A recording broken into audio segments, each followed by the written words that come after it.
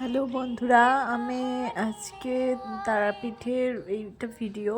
তো আমি আজকে তারাপীঠে এসেছি, এসেই এই মন্দিরটায় এসেছি। মন্দিরটা দেখো, খুব সুন্দর মন্দিরটা দেখতে।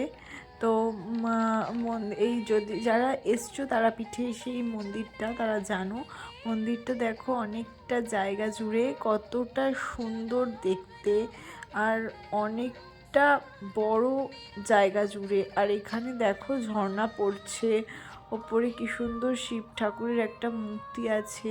পুরোটা ওভারঅল এত সুন্দর মন্দিরটা দেখতে, আর মন্দিরের চারপাশটা এত সুন্দর, অনেকটা বড় মন্দিরটা।